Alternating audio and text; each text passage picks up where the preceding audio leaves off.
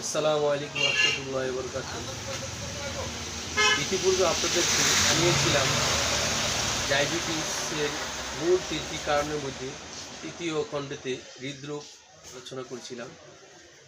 আজ চতুর্থ খণ্ডে কিডনি নিয়ে আলোচনা হবে। ডায়াবেটিস থেকে হতে পারে কিডনি ড্যামেজ। বেশিরভাগ রোগীগণ লক্ষণীয় কোনো উপসর্গ জানেন না।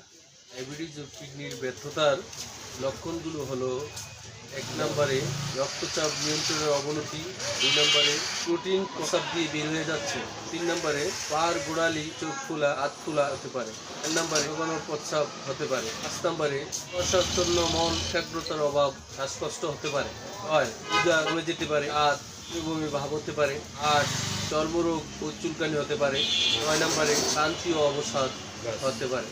এই কার্যকারিতা হয়ে যাওয়ার সাথে সাথে আরও একাধিক সমস্যা তৈরি হতে পারে। থ্যাংক ইউ দর্শকবৃন্দ।